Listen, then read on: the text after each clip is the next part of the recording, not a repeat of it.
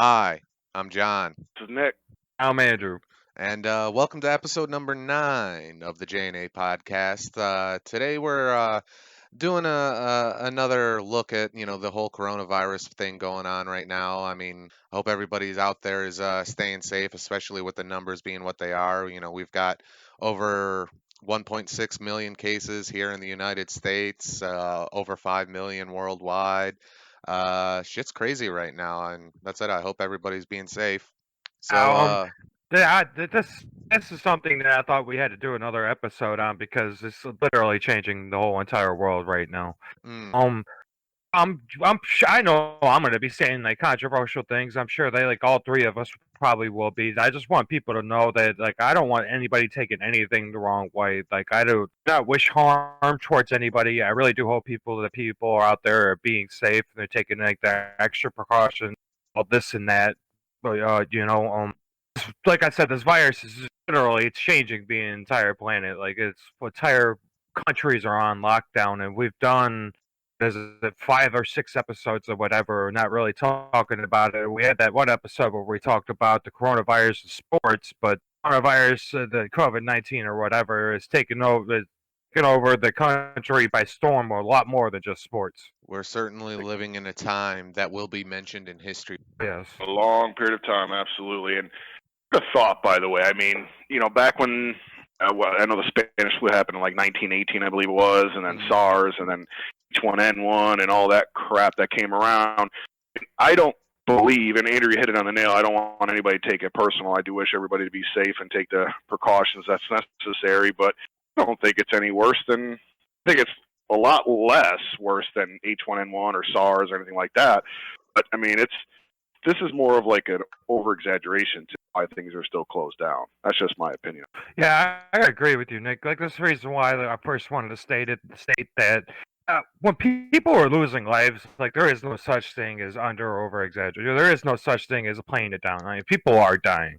That is a fact. But the thing is people die every day. They die all the time. I mean, literally every single time you even like leave the house, there's like 1,000 ways for you between like here and you go into your job every single day. I mean, there's always something out there killing people.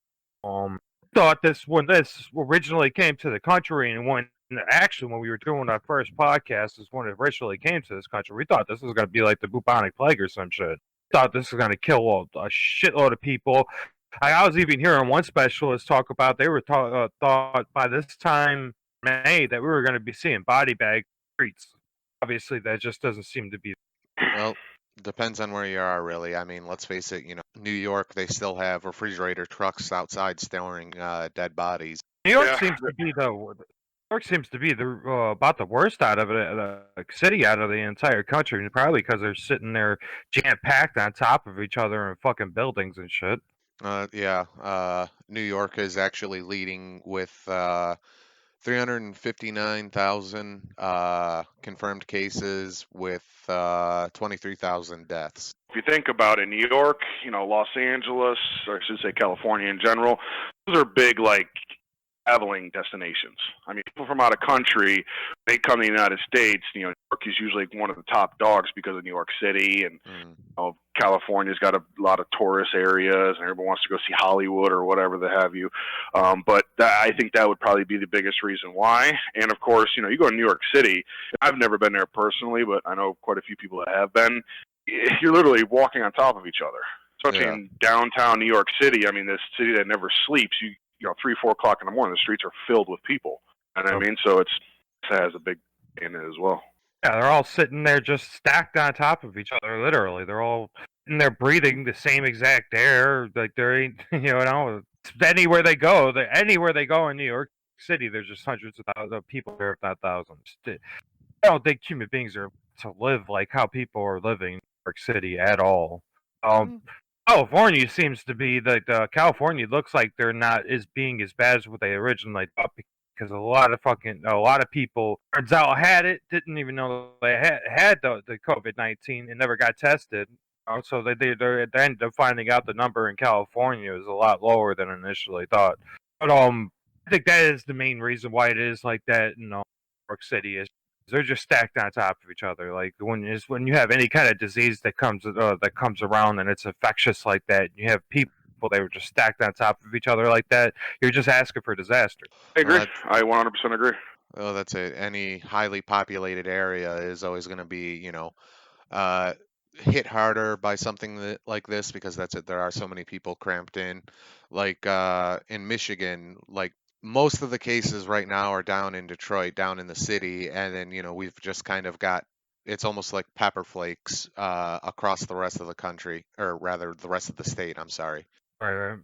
I find it Yeah, I interesting understand that the governor of Michigan is being like real hardcore on this. Now, again, I take it with a grain of salt because is it for a good reason? One could say, for example, Florida, we have a lot of hurricanes, right? Mm, Every hurricane season that comes around, every hurricane that Florida gets, they always exaggerate it like it's the worst one ever. I guess it's for a good reason because if they downsold it and just degraded it, like, it's not a big deal, no one would actually take precaution. Right? mm. So I guess it's for a good reason, but Michigan seems to be taking this really to heart. I mean, I see it all flooded all over social media with the governor. They're just like bashing the hell out of her. It's ridiculous. And I'm like, wow, okay. I Well, agree with you, Nick. I agree. it's worth pointing out that, or well, okay, I'm going to be betraying a political opinion here, but uh, most certainly Democratic governors have been getting more shit. We already know that, Trump is not a fan of quote unquote that woman from Michigan. So there's something like that. And we are kind of one of the hotbeds right now for protests. Oh, I have many things to say about that and say about them, but well, I'm not about to go off on another fucking tangent about that, but yeah, I mean, that's got to do with the virus too, man. I mean, it is, but the right just seem to the whole right wing. They seem to think that this is like think that this virus is completely downplayed. They think that our liberties are being taken away, that our freedoms are being taken away over something that's proven that the mortality rate's even lower than we initially thought. I hate like anybody that's even listens to this podcast or knows me. I hate right wings. I've never been a right winger, but I have to agree with them on some standpoint in it. well, I guess yeah, yeah. I will admit that Governor Whitmer was a little bit heavy-handed. We had a complete ban of like business and stuff like that all across the state, where there wasn't, I guess, any kind of more selective banning of things, or that's it. The lockdown was just unilateral. Everybody shut down. Uh, and maybe that was a little bit heavy-handed. Maybe it was the right move. I honestly lean toward, it being the right move, but I certainly think that's it. It could have been dealt with perhaps a little bit more nuance, but I mean, that's it. We were one of the worst states as far as, reported cases, growth of cases, and deaths, and we've actually managed to bring it down to where we're 7 or 8th now. Here's a good point. Because this is the controversy from the last couple of weeks that I've been seeing. People get their numbers from, or I should say, people get from the most realistic and most reputable source, Mm, which would be World Health Organization or the CDC, right? all right. However, listening to different things on both of them, they're saying, oh, they're exaggerating the numbers to scare everybody and all this. So it's like, what do you believe? I mean, do you guys really think that the numbers that they're giving us are actually real? I think it's actually probably more than what it really is, in my opinion. But again, I don't know what to believe. I have really nothing to go off of because World Health Organization, they've like dropped the ball a couple times from my understanding on different things. And the CDC, are they just playing the numbers game, trying to boost up numbers so they, bring in more revenue or bring in more money for distributing medical supplies or different rules or regulations or whatever the revenue stream is on that. I don't know how they really calculate all that, but you guys really believe that those numbers are real, or do you think that's an exaggeration? I tend to go on what the experts say, man. I didn't go to school for this. I didn't study it my entire life. I didn't make it my career. A lot of these people do. Will say that the World Health Organization, WHO, does seem to have like a creepy kind of like controlled by like China. I mean, like they do. That China does seem to have like a huge influence over them. I don't know if you guys seen it or not, but there was like that one interview who was giving, and a reporter was trying to get one of the people from Who talk about Taiwan. They wouldn't even fucking say Taiwan. They wouldn't even say the word Taiwan. They wouldn't acknowledge that Taiwan even existed because of China. Or that something like that. Like when I see something like that, I'm like, yeah, that's some fishy ass shit right there. I never even heard about that, honestly, so I don't know about that. But there's a couple different controversies they have with the WHO and CDC that it's like, they're pretty much calling them liars. Like, they're exaggerating the numbers. People are saying that, they calculate over 5 million worldwide. Some people are saying it's probably half or a little bit more than half of that, which I don't know where the hell they're getting their numbers at. But, I mean, who do you believe? Really?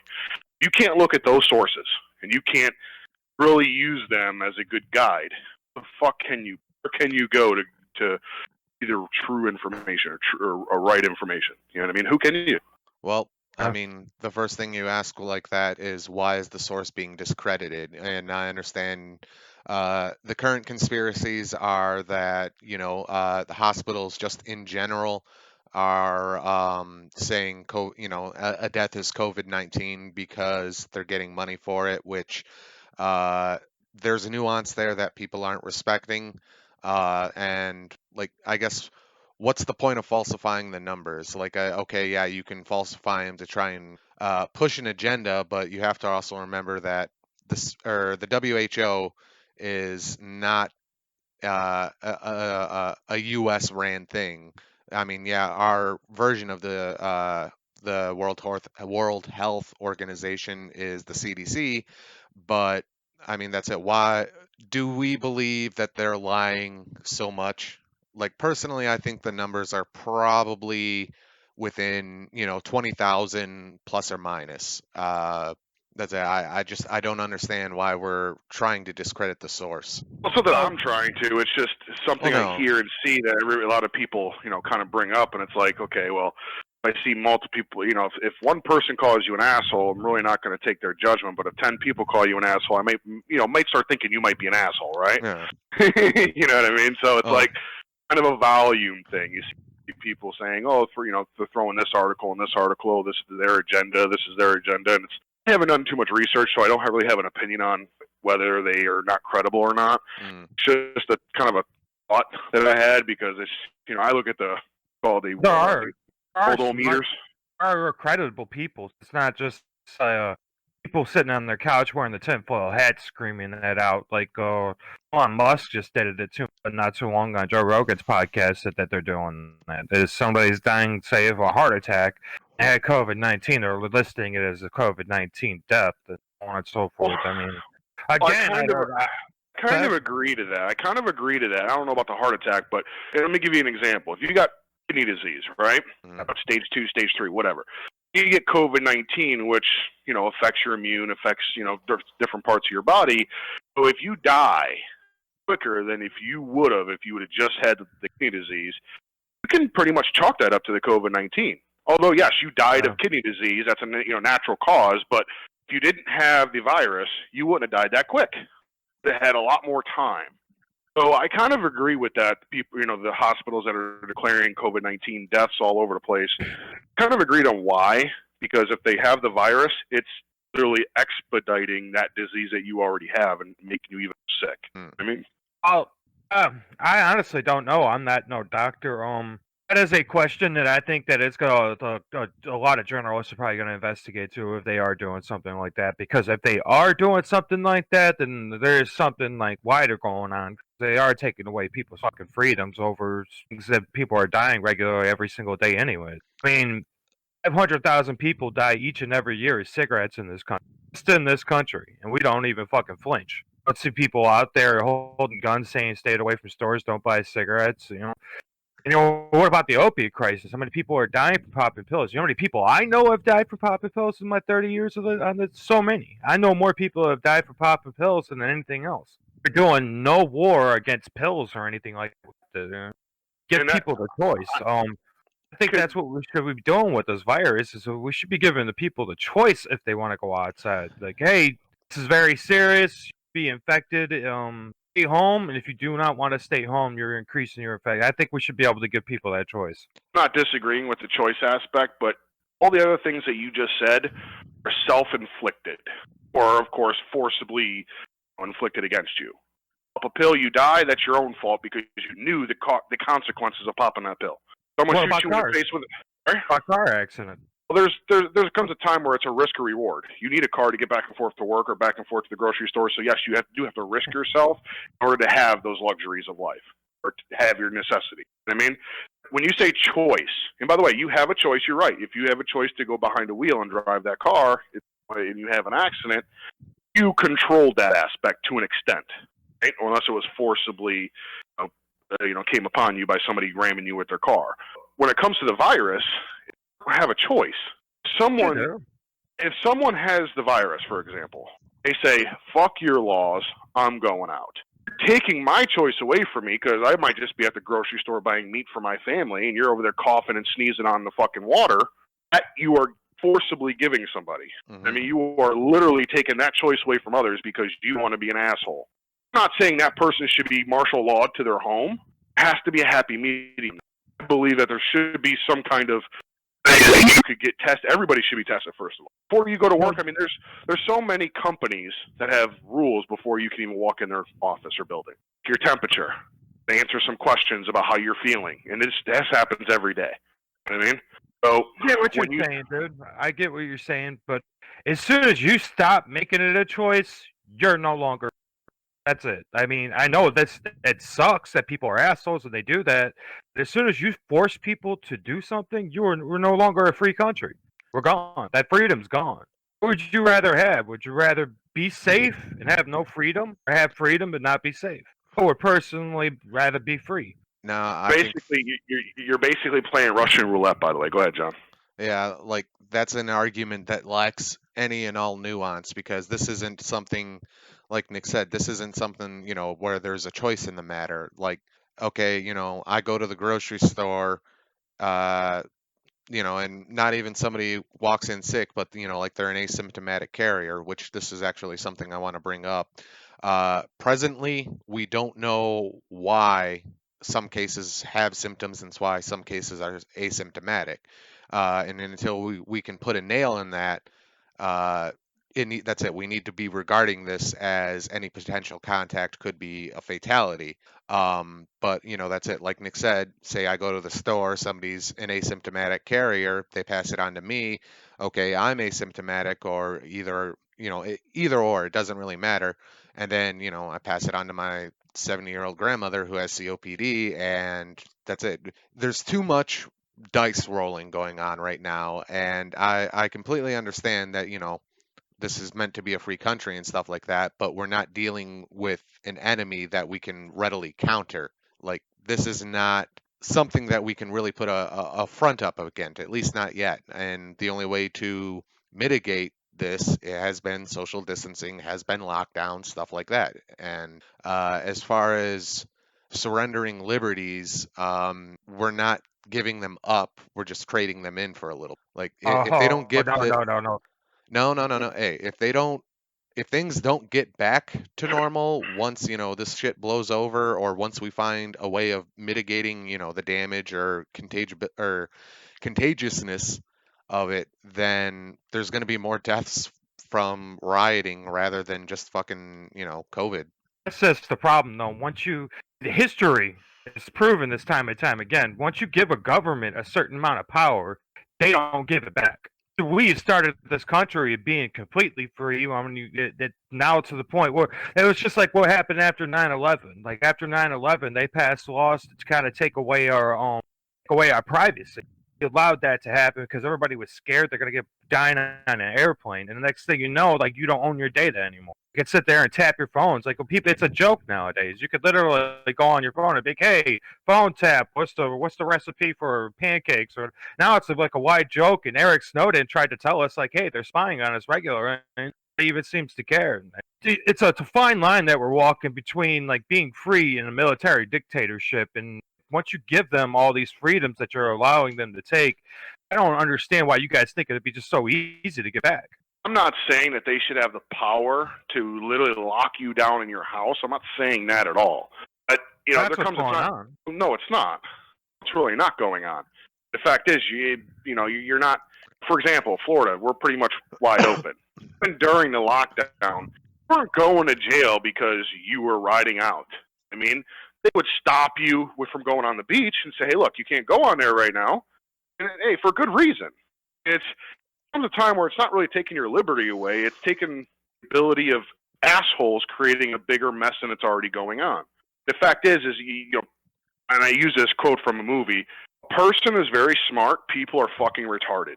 I mean, the fact is, you put a bunch of people in one place, they're not going to give a fuck about this virus or give a fuck about your liberties. They care about is me, me, me, me, me. There's the problem with your pandemic. They're going to want to do whatever the hell they want, run around, go there, go to this, go to that, go to clubs, go to concerts, go on the beach, go there. I'm not saying that the government is literally should force anybody to stay inside. I'm more saying that use your fucking head yourself. You know what I mean? What If you can't yourself, then yes, there has to be some kind of restrictions on this. And You know what I mean? I would like to point out, at least as far as Michigan or whatnot, that's it. Other than, businesses or bars and restaurants and stuff being closed, we're not, the law is not telling us, you can't leave your house. They're saying limit it. They're saying, okay, sure, you can't go to a bar or restaurant or any crowded place, but at the same time, like, enforcement has been pretty lax. As long as you're, minding your own business, keeping away from people, not walking around coughing on people and shit like that. Like, the whole argument that, our liberties are being taken is kind of a moot one, because, like, life has not changed other than I wear a mask and gloves when I go into the store now. Like, big fucking whoop. The states that we live in, California, you get arrested for being. Well, there was Yeah, but part I'm of that. saying- Each state is taking it differently, and I also want to say that I'm not saying that they're doing it now. I'm not saying that we're turning into. I'm just saying it's a dangerous game that we're playing. So Well, There's a difference. There's a difference between a dictatorship like North Korea, where you're told where to walk, how to walk, what to wear, how you can drive your car, and then there's a difference between, hey, during a fucking national crisis, do us a favor and stay away from restaurants for a little bit. There's a big difference there. I do think North Korea got to that point. uh, Take away little freedoms by little freedoms by little freedoms, and before you know it, dude, you're like China. I'm not comparing it to North Korea. North Korea is a different thing. I'm comparing it to something like China, because that's what happened to China. It's still happening now with over in Hong Kong and everything. China's going through hell. From what I know, North Korea has been that way since the beginning of existence with them. I don't think they've ever had freedoms. That's the reason why I said not North Korea. I said China. In China, I don't think there was a time and age where they really had that kind of freedom like we do. Yes, they were. Yes, they were. They were ruled by Great Britain, and they did have freedoms. That's the reason why there's riots in Hong Kong right now. It's because they want it back. the Could be wrong, situation's but- a little more nuanced than that, but we'll leave that for another podcast. I'm just saying, I agree with some of the restrictions. I really do. I don't think, and you can say it all you want, that giving the government a little bit of power like this is going to do nothing but give them incentive to do more and more and more. But there is a freaking pandemic going on, whether you want to take it seriously or not. Other people are, and until we have a solid answer or a solution for what's going on, there's really not much more we can do other than just kind of listen to the restrictions and precautions that need to be taken. Do a lot of other problems. I mean, suicide rates are through the roof right now. There's cops in California that said that in their counties they used to deal with 1 suicide a week. Now it's up to 5 and 6. And, you got to think about what about the poor children that live in abusive homes and the only break they got was school. They ain't get no breaks anymore. Now they're stuck in that shit. But keep in mind, before this virus started, we had 1 in 5 children was already starving in America. Now the number's already up to 1 in 8, or 1 in 9, or whatever it is. The problem with what they were having is that this virus is really not killing that as many people as we initially thought, but it's causing more damage on people just because they can't get out and work to make money. I mean, I understand money is like a fictional thing, but that's how people. When you keep saying things like shooting guns and opioid pandemic or epidemic and things like that, keep in mind they already have restrictions on them. They're illegal. You know what I mean? They're already. What can you do when they're buying freaking guns from a guy down the street in the alley? I mean, they can only control Program. things to some extent.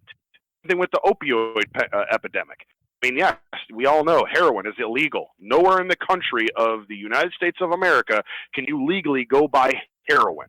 Right? Oh, but you can go up to a doctor and say you have back pain, and there you go. You got OxyContin. Yeah, I was gonna say the opioid pandemic is not strictly because of, heroin or illegal drugs. It is because the shit's being overprescribed. Don't disagree with that, and I'm assuming eventually they'll have more and more restrictions or more guidelines about that. But the point I'm making is everything that you said up to suicide, which suicide's another thing. Now, how can you really control that? How can you control somebody in their own home hanging themselves from their ceiling fan? Unless you have eyes on everybody at every single moment of time, you can't stop everything. You're never going to be able to. Some of the But you things you're can. mentioning, some of the things that you're mentioning are already have restrictions on them. Number one, or number two, it's impossible to even really to kind of restrict If, that because if it's impossible, the numbers wouldn't be so high. you mean It's Yeah, a you're gonna have crisis. to. The opioid crisis is huge.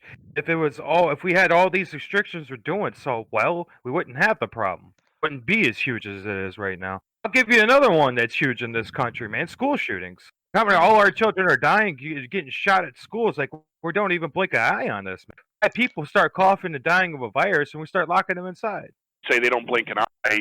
Teenager Madison, my girl's daughter, 2 years ago now, maybe even last year, something like that. A boy made a joke in their school. He wrote on social media he was going to bring a gun to school and shoot up the school the next day. They arrested that kid. He was like 12 years old. They literally arrested him and charged him with that. I don't know exactly what they charged him with, but they charged him because they are taking it seriously. So Yeah. certain things, I mean, God forbid that ever happens to anybody. I don't want that to happen to any child anywhere because children are completely innocent every way, shape, or form. Completely innocent. However, you can't stop or you can't really determine an average dude is going to come to school with his dad's gun or a gun that he bought from a buddy down the street or stole from a guy. Or it's so hard to to see that before it happens. And I mean, it's when you say that that's a serious crisis, and although I do agree that it really is serious, but how can you really determine it? I mean, of course, you can put metal detectors in every school, which a lot of them already have it for school shootings, and there's still ways to get away with that. I mean, think about back when we were in high school.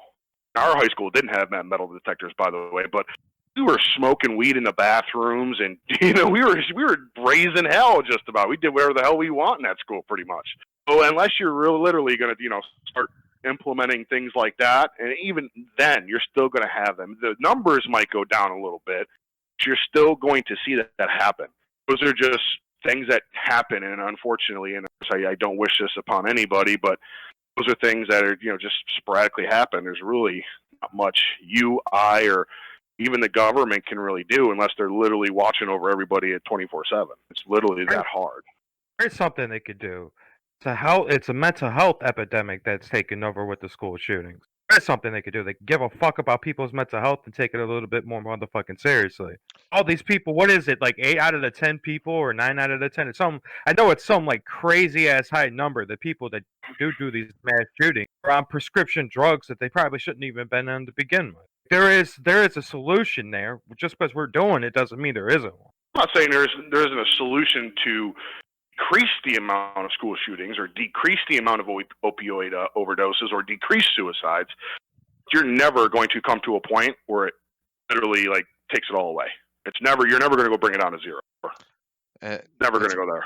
It's worth pointing out too, okay, yes, suicide, domestic abuse, stuff like that. Those numbers are up right now as a result of the lockdown, and mortality is up because of those things. But at the same token, what are those numbers in comparison to if we didn't really do anything concerning the coronavirus? I mean, and I just want to also say, please don't take this the wrong way, dear listeners or any of you guys, but at what point do we, just accept that people were going to die anyway? Like it's a terrible thing to say, but I mean, that's it. We don't know.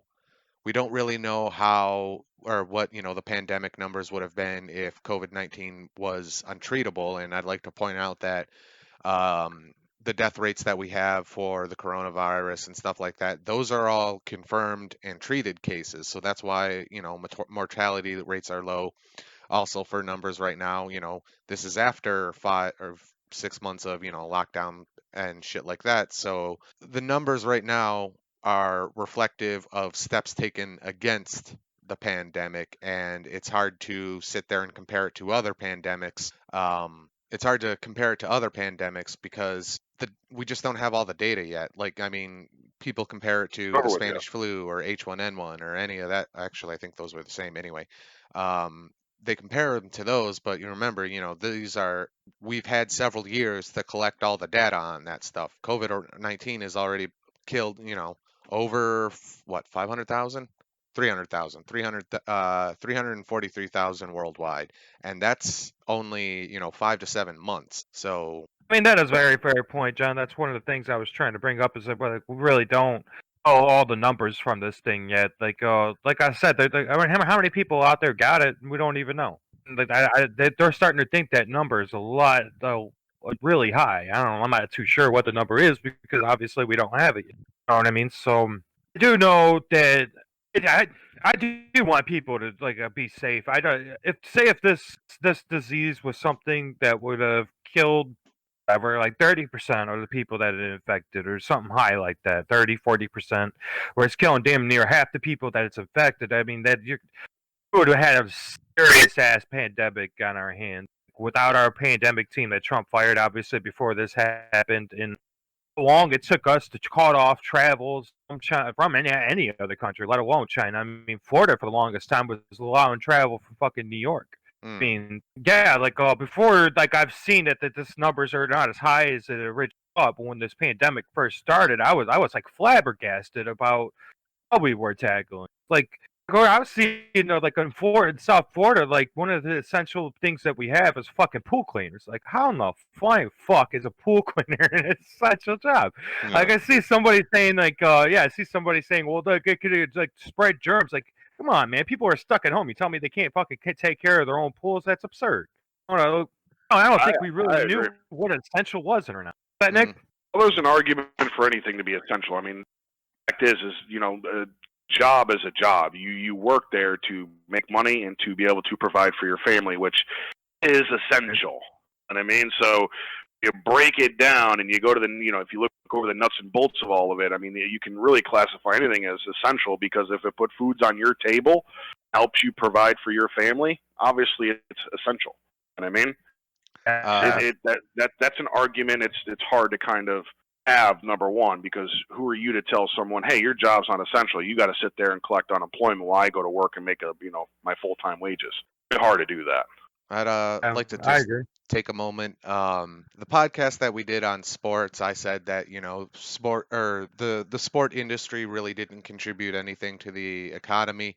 Uh, I have since did a little bit more research, and that was a very wrong and bad thing to say, and I am sorry for any misinformation I may have spread.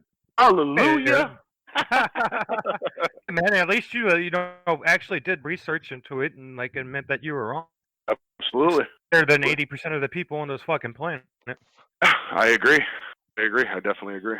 Hmm. I Hey mean, man, I guarantee you can go back on the podcast and actually listen to a lot of things I've said, and probably about 30% of it is wrong, and that's me being biased. Mm, jeez, 30%, huh, Andrew? So fucking 30% Oh, of the shit you say is bullshit. let me have let me have my 30%, man. Let me have my 30. That's funny. Hey, to All kind right. of get back on topic, one of the things I do kind of want to bring up is the schools. Because obviously the schools are shut down all over the country. They've been shut down. There's no hope in them reopening. What's your guys' thoughts on that? I mean, think about next year because obviously, everybody, and this is coming from experts, CDC, World Health Organization, those personal opinions. I mean, all over the map here. Everybody's saying that come the fall and come the winter, there's going to be a rise in numbers just for the fact that it's cold season and mm. obviously the virus is going to be able to live kind of more strongly and kind of build itself come the fall here soon. You guys think we should have schools next year? You guys think they should continue to shut them down and do what they've been doing? Everybody go on school on Zoom or whatever? Honestly, yes. That's a weird one, aren't they? I heard that the kids weird because so many of them are a high number of being asymptomatic, and on top of that, they displayed almost zero symptoms at all. which is weird because kids' immune system is supposed to be weak, and like that's the reason why you get like the chicken pox when you're a kid, and like you get sick a lot. Is because your immune system is supposed to be building up when you're a kid. For some reason, like not only it is extremely rare for kids to die, it is extremely rare for them to show like any symptoms ever. I'd It's a good have point, John. no, I'd have to fact check that because I haven't heard anything in that manner. But then again, I don't have kids, don't want them, so it's not something I've looked into. Could be part of Andrew. That could be part of Andrew's 30%, by the way. Just kidding. But here's a good point. I mean, when you're a parent and you send your kid to daycare or school or boys and girls club or whatever, it's very known that the kids bring back the cold, the flu, and give it to the parents. I mean, this thing passes around like wildfire all the time. That's a very known thing. So what happens if you send everybody back to school? I mean, kids are going to be kids. They're going to play around. They're going to wrestle around. They're going to be, not really listening to social distancing. I don't care if you separate their desks from one end to the class to the other. You're never really going to stop that. So, I mean, would it be a right call to throw them back in school until we have a vaccine? Until we do have a vaccine? Or would it be a better idea to kind of keep them away from that kind of socialness and that kind of is where they can interact with many other individuals? Go ahead, Andrew. John.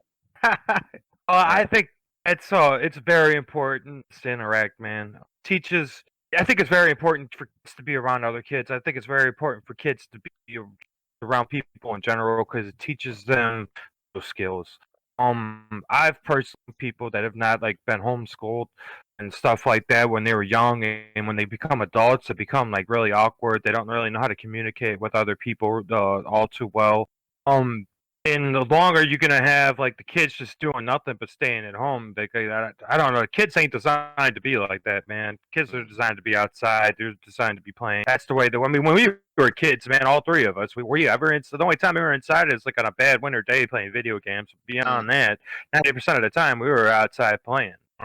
The kids stuck inside like this, I think it's gonna do like some mental damage. And then on top of that, like all the schooling that they're doing is basically through the computer, and it's 30 kids on a Zoom call with one teacher, and that poor teacher trying to teach 30 kids. Like those kids ain't getting they weren't getting the right education in the classroom. They damn sure ain't getting it.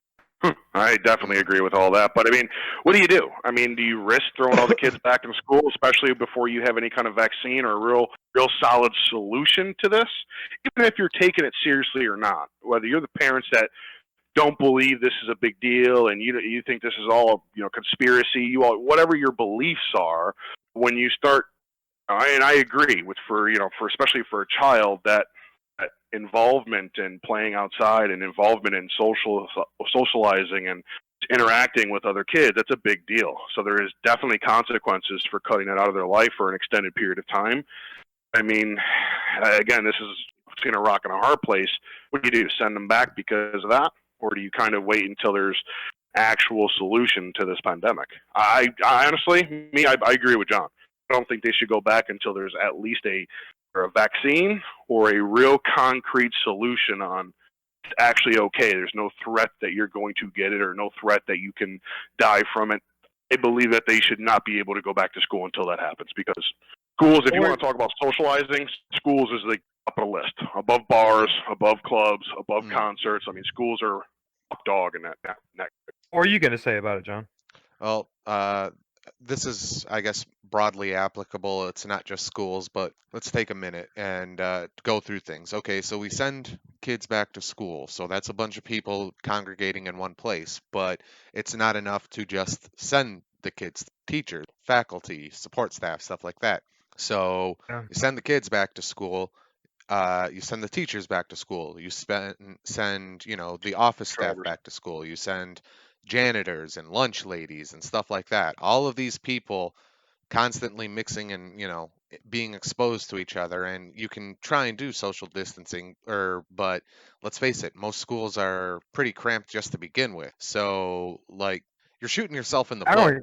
I don't even know if you could like really practice social distancing with the schools because of what you just said. And on top of that, they generally tend to all those people, the janitors, teachers, that all the faculty members, period, they tend to be older people. And Not only that, I mean, it's impossible. When you go on a bus, I don't care what you say. There's oh the yeah, amount of kids that go on a school bus.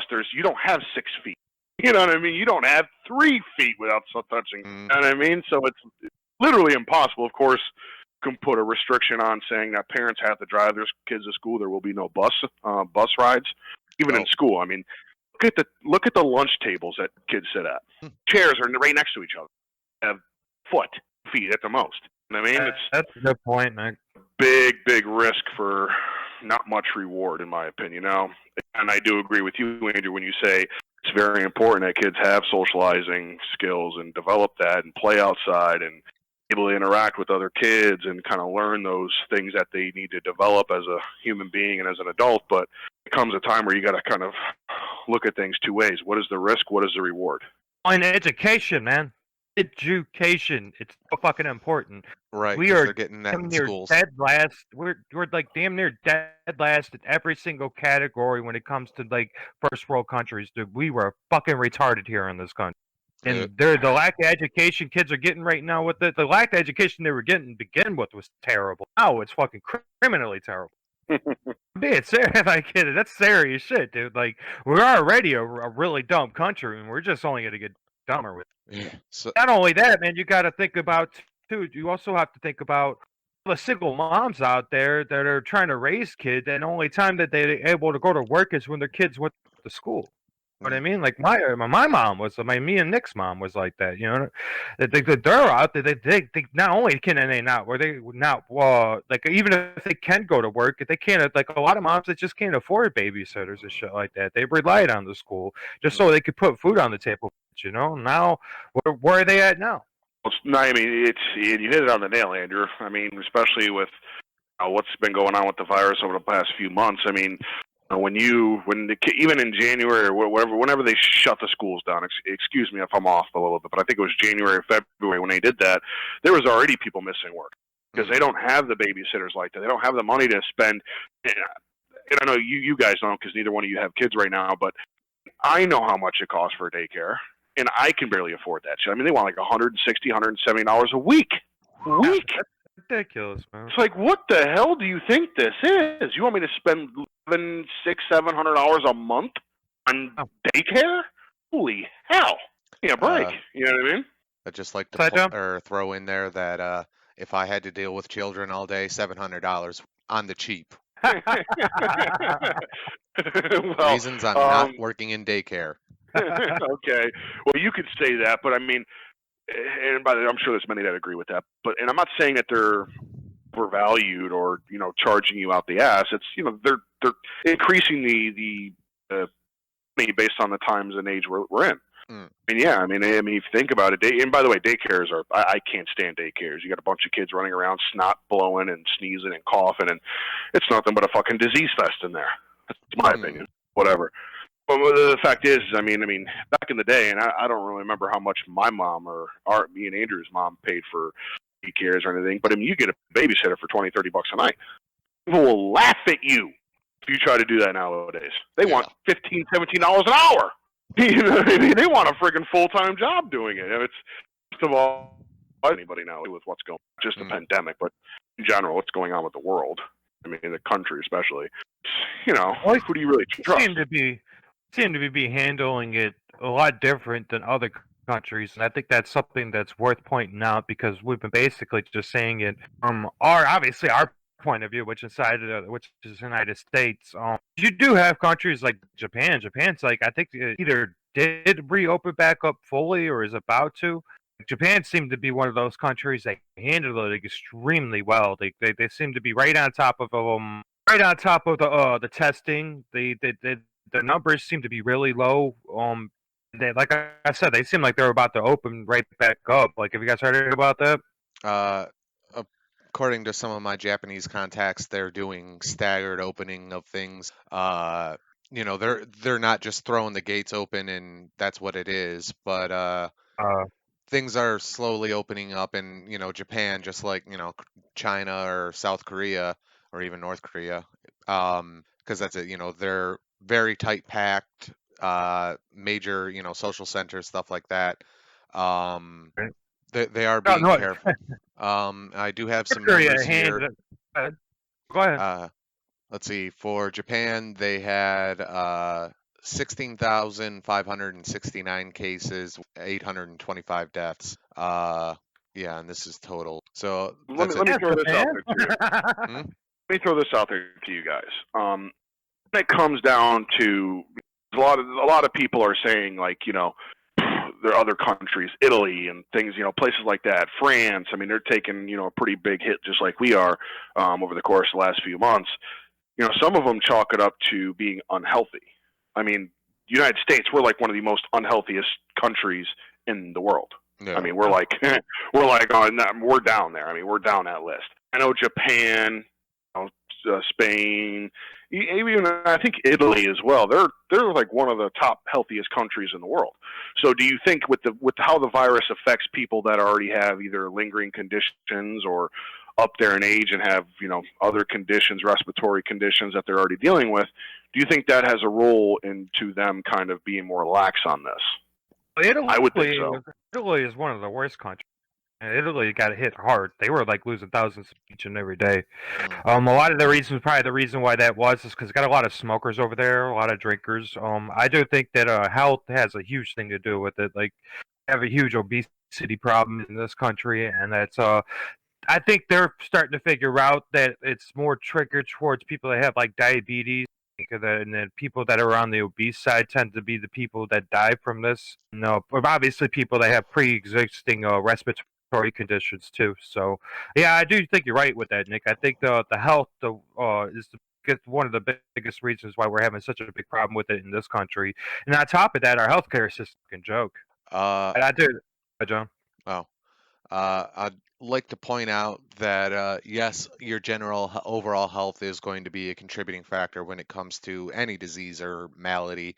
Just your overall physical fitness and stuff like that. But this is a bit different because it's attacking the lungs in a different way than, say anything or any other disease. So yes, I mean, your overall health does contribute, but at the same time, it's still affecting everybody uh, more or less the same way, other than symptomatic versus asymptomatic, because part of the definition, and granted this is probably a little bait is or a little late, but it's a novel virus. Means we as humans don't have any kind of exposure to it, and our immune system are the way we basically the way it's all or our immune system is reacting is that's it. It has no defense, so it has to do the general okay, just kind of throw shit at it and broadly reductive, but uh, it's affecting us differently consider or from other diseases specifically because it's something brand new as far as human. I did. It is a weird disease then when it's like that. Generally, when it comes to diseases, like we have a general group that we know it'll attack, so we can get that warning to that group and so on and so forth. This seems to be like somebody like that's 85 will get it and they'll like survive it just fine, but somebody that's 41 will get it and they'll drop dead within a few days. So it is something weird like that. It is, and I agree. From what I know, it kind of affects people that are older and have lingering conditions. I should say the death rate of it kind of affects the older and more sick or pre-existing conditions. It affects them more than somebody like a 14-year-old kid or even me. And I'm young. I just turned 29 on Friday or Thursday last week. But again, I mean, I could kind of, I mean, for countries like Japan, I mean, Thailand, and there's quite a few more that really don't have many restrictions. They really don't, and if they do, it's very minor. Kind of chalk that up to them. First of all, the volume of them compared to us is ridiculous. I mean, I know Japan's pretty high. They got like 120 or 130 million people there, but in America we have what 350, 360 million people, and a good portion of them are overweight, unhealthy, and have pre-existing conditions already. It's because of our lifestyle. We're lazy fucks here. I'm sorry to say, but we really are. But there's a couple of contributing factors that I kind of look at with when you say Japan's like pretty much back to full steam, and some parts of America is as well. I mean, Florida. I mean, there's limited capacities, such as restaurants can only have half of what their capacity amount could be, or I know there's no bars open still. Gyms just open back up at half capacity. So, everything's pretty much back open to some degree. Over the next couple of weeks, it'll be probably back to full steam. Some things I think I kind of chalk it up to the contributing factors of, healthiest states or healthiest areas, areas that don't have, as much people. I mean, things like that. I think those are kind of getting consideration too with the governors and government officials before they give the kind of okay to open everything. It's a big thing. There is actually an interesting fact that I heard on Joe Rogan Experience not too long ago, is that the average number of people that die from COVID-19 is higher than the average number of people that just die.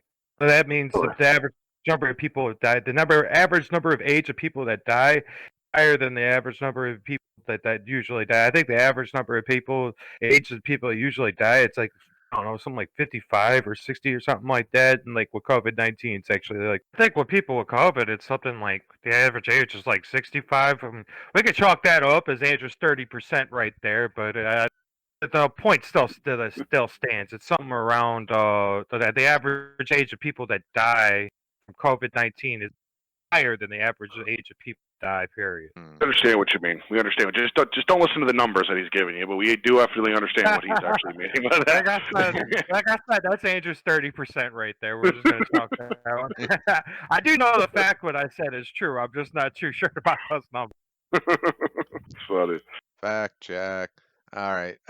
Well, I don't actually have that fact check, but this is a question, something worth looking up. Hey, maybe one of our listeners can leave that in the comments. Just tell us what we got wrong. We are always looking for feedback. But I a thought question. just be like, Andrew, you're a retard. The numbers are actually this. Yeah, there you go. Got thick skin. I don't give. But Yeah. a question I want to run by you guys is like, okay, yes, we need, or I guess two questions really. One, how badly do you think we need to reopen? And two, do you think now or anytime in the near future is a good time to go, okay, life is back to normal? Personally, I mean, until we can do regular antibody tests and possibly have a vaccine, no, we need to still be cautious. We're not close enough yet. What do you think, Nick? I'll answer both those. The industry I'm in, what I do for a living, I talk to a lot of business owners, to a lot of mom and pop shops. So I can speak from experience in just over the last few months of dealing with people. I mean, the economy has taken a big hit. Not only has the government given out trillions of dollars of relief packages, I mean, the restrictions that the government has against these mom and pop shops and restaurants and bars and places like that are closing. And there is a high number of closings of small businesses across the country. Sickening, man. It's terrible. Because the economy is, a big part of the economy, I should say, comes from these mom and pop shops, the hobby shops, little bars and restaurants and things like that, little truck stops and, little things like that. I mean, the economy, those are what keeps the wheels greased. You know what I mean? Those type of things.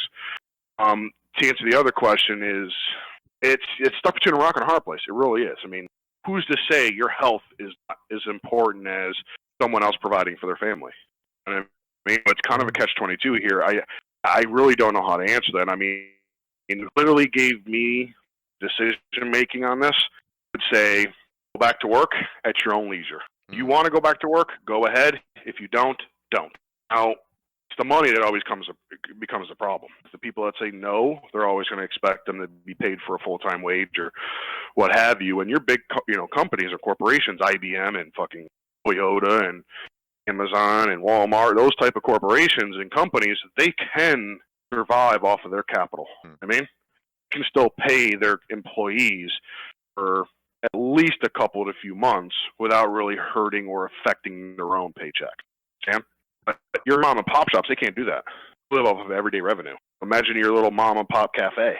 Literally strive off of everyday revenue. Oh, how could you afford to pay your employees? Alone yourself. I mean, so it's such a hard question to answer. It's more of an opinion-based question than really put a solid figure or have a really good solution for that, because it's hard. I mean, literally telling people, hey, you want money? Risk your life. It's literally the question you're asking. You want money? You got to risk your life. If you don't, not making money. literally what you're saying without actually saying it. My opinion, I should say. The economy does need to have. There has to be something that's done with the economy because people, things are closing left and right. Gyms, I mean, except for your LA Fitness, Anytime Fitness, and your big wig, Planet Fitness, and your big kind of gyms like that are fine. It's little mom and pop gyms, little, just privately owned gym companies and personal trainers, and I mean, there's just a wide range of categories that you can throw at that are literally closing their doors because there is no revenue. There's no revenue in the foreseeable future because of what's going on. So it's really hard to answer that. I think it's kind of strange that we allow places like Costco or fucking Sam's Club or Walmart to be open when it generates thousands of people who go through it each and every day. We got to close down like the small mom and pop shop that only had like maybe 100 people go through it each and every day. I mean, that's kind of weird to me. Like we're trying to spread a disease, but we're leaving over the big stores that generate the most biggest crowd, but they're close to each other. I mean, I thought that was kind of weird, to be honest with you. But to answer your question there, John, I generally don't know, man. Like, no expert in any of this kind of field. I'm no doctor, any of that. I could say that I hope that it goes back to normal soon. My main concern is just like people that just eat, man. I don't want people out there starving. I don't want people out there losing their homes, something like that, because of this pandemic. That's my main. I just hope it does go back to some sense of normalcy soon, so people can eat, have a house. I don't want people to be homeless. My biggest concern when it comes to the virus, to be honest, is it's the social distancing and shit like that, because I think it's like even further disconnecting us to what we've already had. Like before this virus hit us, whatever 5 months ago, like we were already disconnected as a motherfucker. Like through social media, like we're just so disconnected. Is that this reason why we talk so much shit to each other is because we don't see the reaction. We're just sitting there typing it in and everything like that. Well, now everybody's being quarantined and stuck inside their heads, even disconnecting us further as human beings, and I think that's like really dangerous, man.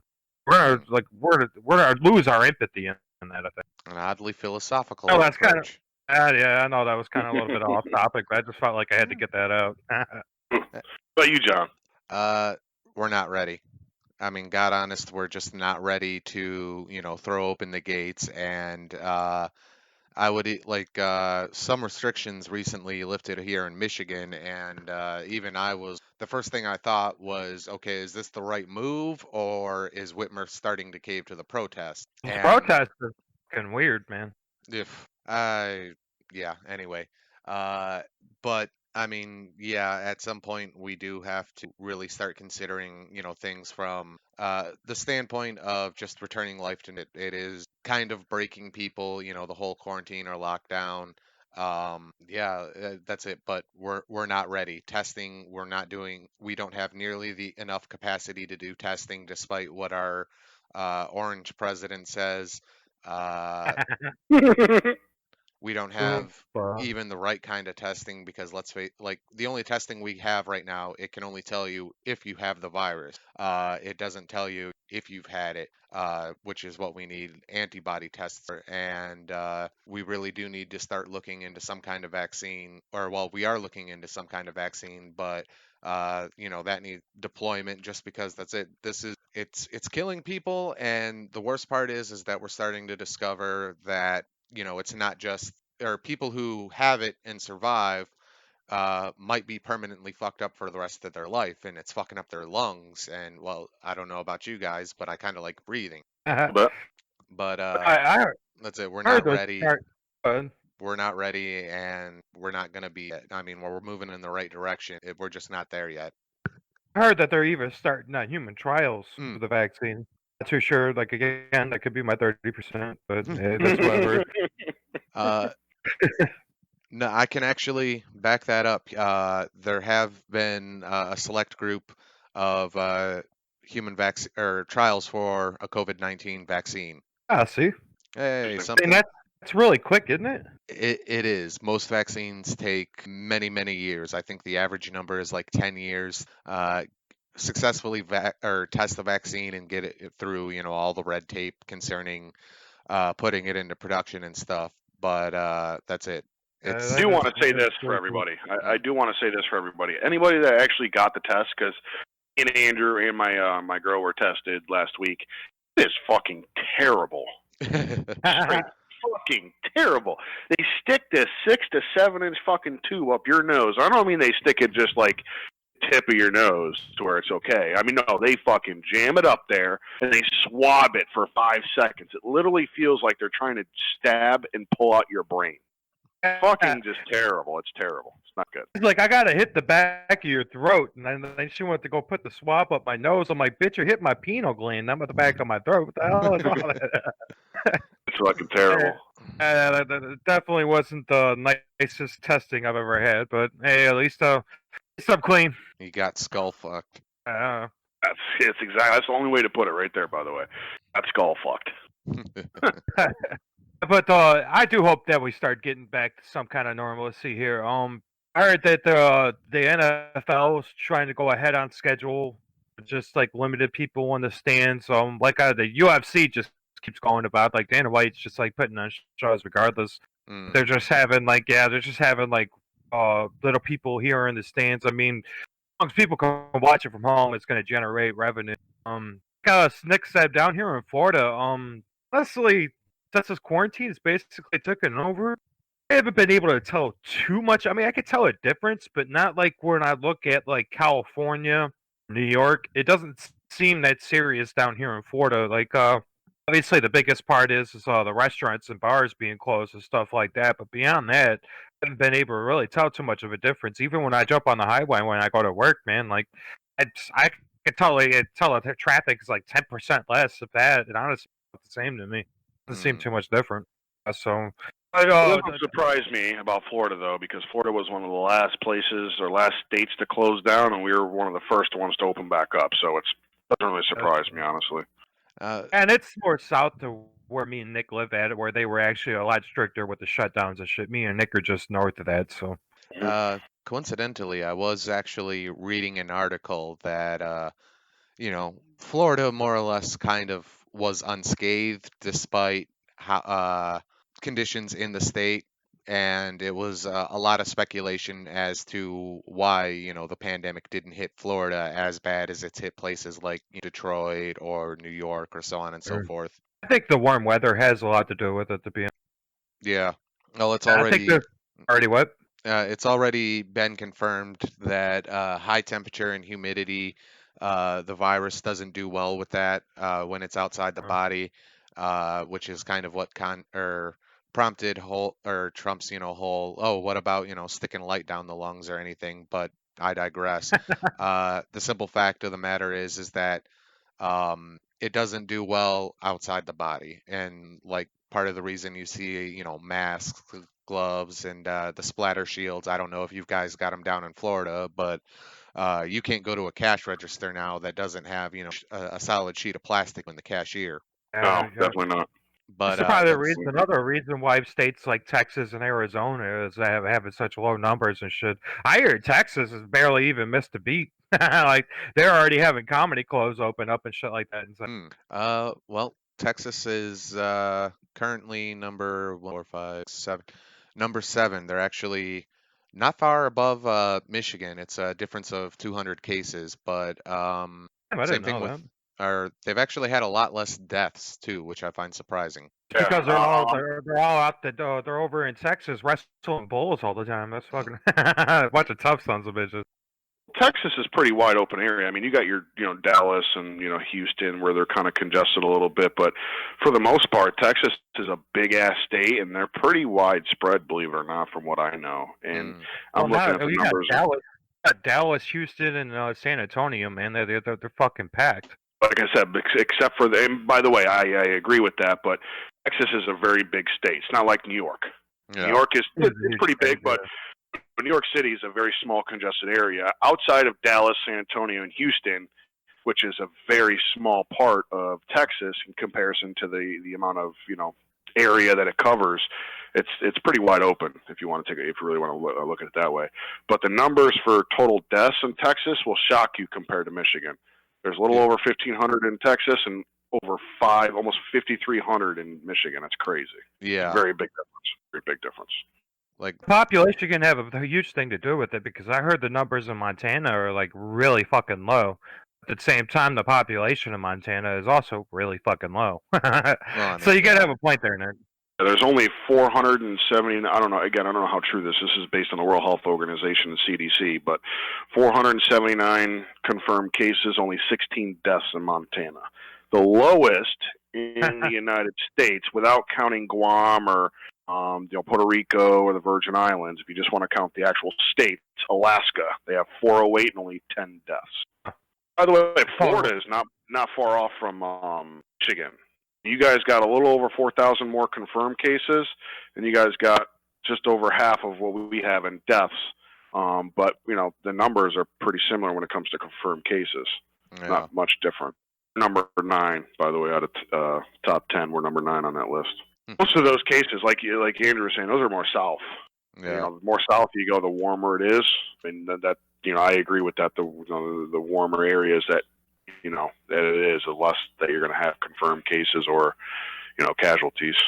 It seems to be that more to do more of the population in like cold weather or anything like that. Because if Alaska's numbers that low, dude, I mean that's like one of the coldest fucking places on Earth. But Alaska is one of the states that is the most spread out. I mean, there's so much land that's not populated in Alaska. It's ridiculous. Fuck you if you knew that. We're so wide open in Alaska. It's ridiculous. Yeah. Oh yeah. Alaska's fucking huge too, dude. Like you could fit. I don't know how many states inside that motherfucker, but Alaska's by far our biggest state. It's like absolutely huge. I think you could fit like California and like Texas or like in Oklahoma inside Alaska or some wild ass shit like that. Oh damn. Alaska's big, and by the way, Alaska's is so like underpopulated compared to all the other, a lot of other states. It's ridiculous. That's the reason why they pay people to live there. You're right. They were doing social distancing way before they ever needed to. They were way ahead of the curve, man. They were doing it before it became cool. You moved to Alaska to social distance. Yeah, more or less. It's the only way you can look at it. It's the only way you look at it. All right, everybody. That's gonna kind of wrap this up for episode 9. Please subscribe. Comment. We're looking for any feedback on statistics and things that you guys want to kind of hear on and different topics. In the future. We'd love to get more subscribers. Take a listen. Tell us what you think. Everybody else, you guys have a wonderful and safe Memorial holiday. Peace and love, everybody. I'd just like to point out, I hope everybody does stay safe out there, man. Like, that's the most important thing that I want for our message out. Like, be safe. Because